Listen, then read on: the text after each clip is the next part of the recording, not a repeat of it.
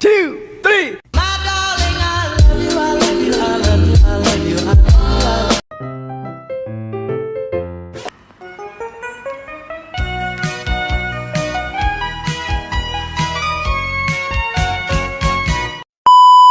Assalamualaikum, halo guys, kembali lagi di kanal YouTube Indah. Nah, kali ini kita akan membahas mengenai alur, latar, tokoh dan penokohan pada prosa fiksi, tepatnya pada cerpen Carik, karya Luh Komanggaluh Somia Antari. Tonton sampai habis ya. Nah, teman-teman tahu nggak apa itu alur? Menurut Staton dan Kenny dalam Nurgiantoro pada tahun 2015 mengemukakan bahwa alur adalah urutan kejadian dalam cerita. Namun setiap kejadian itu hanya dihubungkan secara sebab akibat, peristiwa yang disebabkan atau menyebabkan terjadinya peristiwa yang lain. Macam-macam alur, itu yang pertama alur maju. Alur maju adalah peristiwa-peristiwa diutarakan mulai dari awal sampai akhir atau masa kini menuju masa datang. Yang kedua, alur mundur adalah peristiwa-peristiwa yang menjadi bagian penutup diutarakan terlebih dahulu, baru menceritakan peristiwa-peristiwa pokok melalui kenangan atau masa lalu. Dan yang ketiga, alur gabungan atau campuran, yaitu peristiwa-peristiwa pokok diutarakan. Dalam pengutaraan peristiwa-peristiwa pokok, pembaca diajak mengenang peristiwa-peristiwa yang lampau atau masa lalu. Pembahasan kedua mengenai latar. Menurut Abrams yang dikutip oleh Nurgiantoro pada tahun 2010, latar atau setting adalah landas tumpu, berlandas pada pengertian tempat, hubungan waktu, dan lingkungan sosial tempat terjadinya peristiwa-peristiwa yang diceritakan. Latar terbagi menjadi yang pertama, latar tempat, adalah di mana tempat tokoh mengalami kejadian atau peristiwa di dalam cerita. Yang kedua, latar waktu, yaitu unsur waktu yang mengarah pada kapan terjadinya suatu peristiwa di dalam sebuah cerita. Dan yang ketiga, latar suasana, yaitu situasi apa saja yang terjadi ketika saat si tokoh dan si pelaku melakukan sesuatu dalam cerita tersebut. Kemudian teman-teman tahu nggak apa itu tokoh? Nah, tokoh adalah orang atau suatu karakter di dalam suatu cerita maupun suatu karya sastra yang dimana mereka memiliki suatu standar moral yang berbeda-beda. Jenis-jenis tokoh yang pertama itu ada tokoh utama, yaitu pemeran utama suatu cerita yang dimainkan.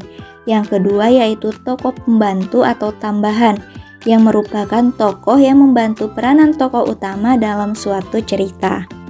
Jika ada tokoh, pasti juga terdapat penokohan. Nah, penokohan itu adalah suatu watak atau karakter yang dimana menggambarkan suatu tindakan yang diperankan oleh tokoh melalui suatu sikap yang dia perankan. Dari setiap pemain yang ada memiliki berbagai macam tokoh. Nah, jenis-jenis penokohan yang pertama itu ada tokoh protagonis, yaitu watak yang baik dan digemari oleh pembaca. Yang kedua, tokoh antagonis, merupakan watak yang jahat dan membuat dibenci oleh pembaca. Dan yang ketiga ada tokoh tritagonis, yaitu tokoh tambahan yang membantu tokoh protagonis ataupun tokoh antagonis. Nah, istilah tokoh menunjuk pada orangnya atau pelaku ceritanya, sedangkan penokohan menunjuk pada sifat dan sikap para pemain. Karena kita akan menganalisis sebuah cerpen, maka dari itu teman-teman dengarkan dulu sinopsis dari cerita pendek berjudul Carik ini ya. Nah, cerpen Carik menceritakan tentang bagaimana kegigihan dan keteguhan hati seorang kakek bernama Peka dalam mempertahankan warisan keluarga satu-satunya berupa sawah. Ketika anak laki-lakinya berniat menjual sawah tersebut ke tetangganya, Peka tidak setuju dengan hal tersebut, sehingga menimbulkan perseteruan antara ayah dan anak. Cucunya bernama Wayan Kevin hadir sebagai penengah dalam perseteruan itu. Dia merasa setuju dengan kakeknya dan memutuskan akan berhenti bekerja di kota dan ingin menjadi petani saja.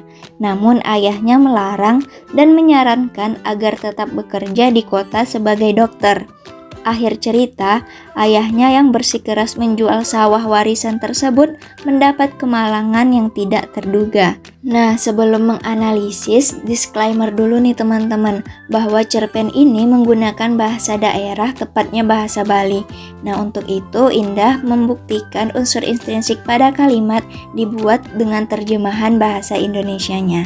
Disimak ya sampai akhir. Analisis pertama mengenai alur.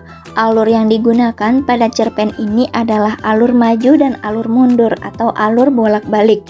Alur maju itu karena peristiwanya diceritakan secara kronologis dengan cerita yang mengalir.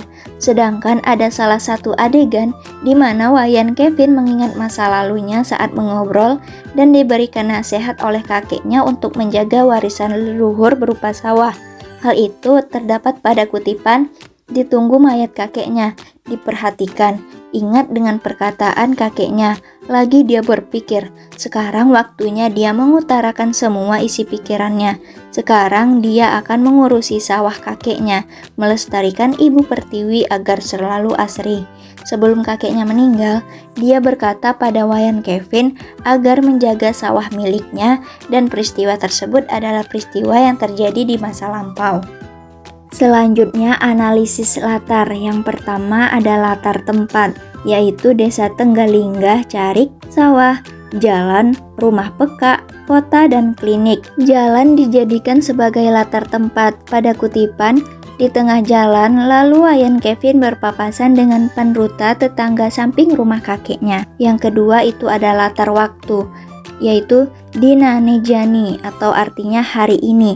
Itu terdapat pada kutipan, Dinane Jani kaneh Wayan Kevin suba jangkep, suba ngae ia surat pengunduran diri dari dokter di klinik Tong Ngesne Nage. Maaf ya jika terdapat kesalahan. Yang artinya, hari ini tekad Wayan Kevin sudah bulat. Dia sudah membuat surat pengunduran diri dari dokter di klinik tempat bekerjanya. Lalu analisis mengenai tokoh. Tokoh dalam cerpen dibedakan menjadi dua jenis berdasarkan tingkat kepentingannya, yaitu tokoh utama dan tokoh tambahan. Tokoh utama adalah tokoh yang paling sering diceritakan dalam cerpen, seperti tokoh protagonis. Tokoh utama dalam cerpen ini adalah Wayan Kevin. Sedangkan tokoh tambahan adalah tokoh yang memperkuat peran tokoh utama. Tokoh tambahan sedikit diceritakan di dalam cerpen. Adapun tokoh tambahan dalam cerpen ini yaitu Peka, Bapak, dan Meme. Terakhir, analisis mengenai penokohan. Nah, pertama kita analisis dulu dari tokoh utamanya. Wayan Kevin diceritakan sebagai tokoh yang sederhana dan tidak suka hiruk-pikuk perkotaan dengan segala kemutakhirannya. Seperti dalam kutipan, Wayan Kevin lahir di kota. Walaupun dinamakan anak kota, namun sebenarnya dia lebih senang tinggal di desa.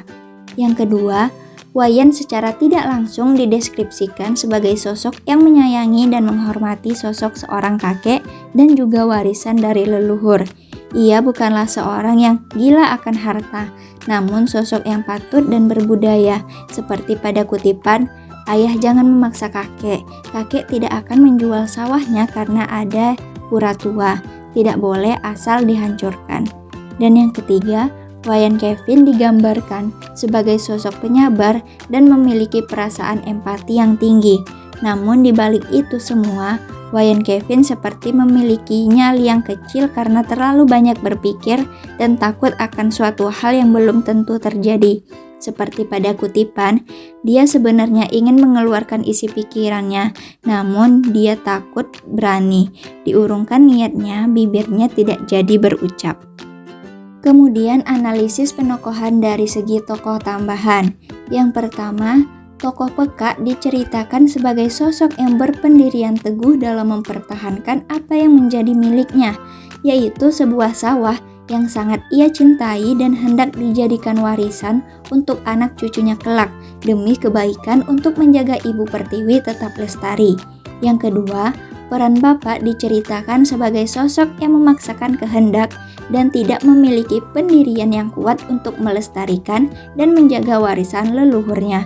Ia juga merupakan sosok yang gila akan harta, hingga berniat kuat untuk menjual sawah yang diwariskan oleh kakeknya. Ditambah lagi, sawah tersebut berstana pura desa yang patut dijaga keberadaannya. Dan yang ketiga, tokoh Meme memiliki karakteristik sebagai seorang yang modern, memiliki visi dan pandangan yang luas, dan terkesan sangat menyayangi Wayan Kevin sebagai anaknya. Ia merepresentasikan seorang ibu yang berprinsip pada kehidupan perkotaan. Sekian pembahasan mengenai alur, latar, tokoh, dan penokohan pada sebuah cerpen. Mohon maaf atas segala kesalahan dan kekurangannya. Semoga materi ini dapat kita pahami bersama-sama. Wassalamualaikum warahmatullahi wabarakatuh. Sampai jumpa.